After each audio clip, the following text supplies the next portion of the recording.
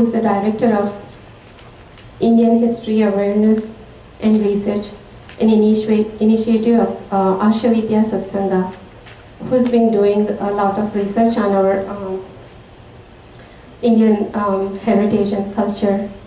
And please welcome Dr. Rajput. Thank you, Kavya. Hello, hope everybody's fine on this lovely Saturday afternoon when we'd rather be outside doing wonderful things. You're all here listening to a talk on Sati. It shows tremendous commitment from your side towards the Indian narratives and perspectives, and I congratulate you for all of that. So, welcome to our panel debate on portrait of Sati in the school history textbooks. This debate is being held today under the auspices of Ashavidya Satsanga, or AVS for short. AVS conducts classes and teaches Hindu Shastras, as well as Sanskrit and history to adults and children in the Houston area. So IHAR, which you must have scratched your head over wondering what its acronym is Indian History Awareness and Research. This is an initiative of AVS which we set up about 2 years ago to study Indian history shown of colonial lenses from Indic perspectives. IHAR has sponsored several talks in the past by various scholars on several topics and also has responded to some public issues, most recently the brouhaha on Wendy Doniger's book. Today's program will start with a talk by Professor Chitra Divakaruni and will be followed by a talk by Dr. Bharat Srinivasan. A panel discussion will follow, moderated by Professor Sharat Menon. And as Kavya requested, I'll double it once again. The audience is requested to silence your cell phones. Please don't ask your questions verbally. All questions should be posed using the index card supplied. We'll have volunteers going around and taking the cards. I request the speakers and the panelists to follow the time cues from our timekeeper. I think Swapna is our timekeeper and she will flash up the cards when we are going out of time, so please follow that. I would now like to invite our distinguished guest, Professor Chitra Divakaruni, to deliver a talk on the need for narratives using an Indic perspective. Please welcome Professor Chitra Divakaruni.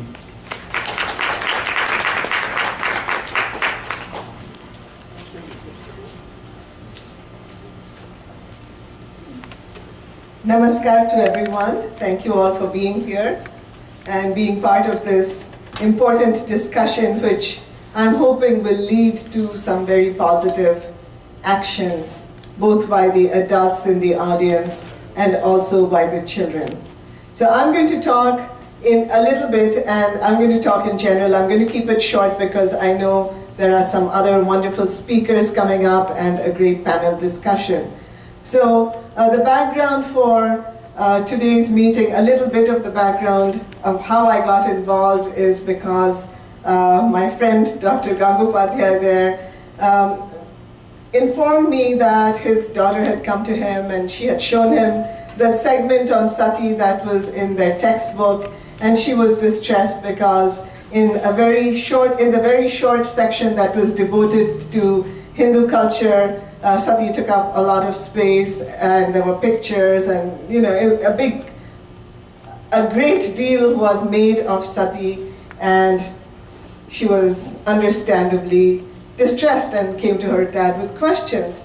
So really, we are here today because this smaller incident is really part of a larger problem, a larger situation which goes way back in history, where our culture, our history, our religion as Indians and Hindus have been discussed, deciphered, and presented by outsiders. And you'll hear, the terms for these outside interpretations.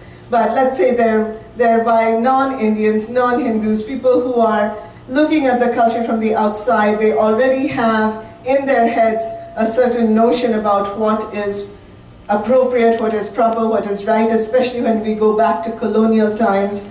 And that is part of Indian history. And it continues in some ways. There are many, what shall I say, outsiders still writing about Indian history in India. But let's say that's in the past. But now, right here, why is this important? Because our children are growing up over here. This is the new world. This is, you know, a whole new country where we want them to grow up without those prejudices. We want them to grow up feeling that their culture and religion is properly understood and is properly presented with information that has been taken from appropriate sources from within the culture.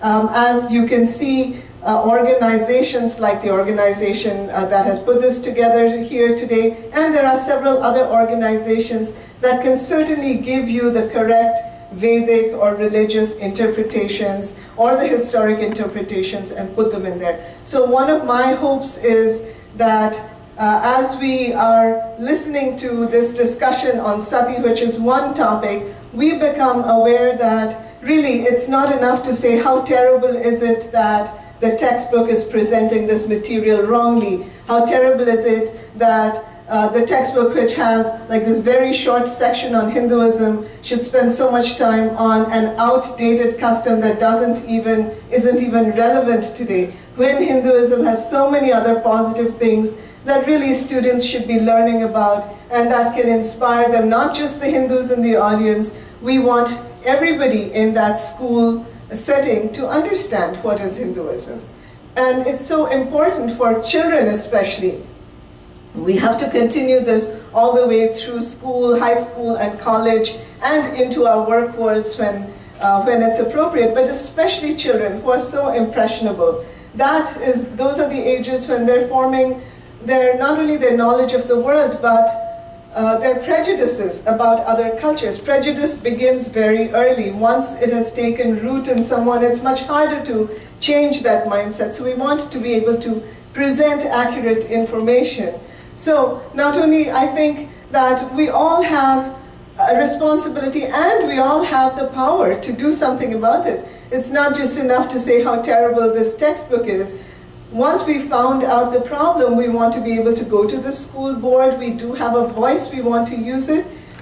Young people in the audience, students in the audience, when you see something about that looks kind of funny, you know, discuss it with your parents or discuss it if you're in a study group, and go speak, either go speak to the teacher or have the parents go speak to the teachers. And if we hope for large changes, there are organizations here that are working all over America for larger changes like textbook corrections, textbook changes.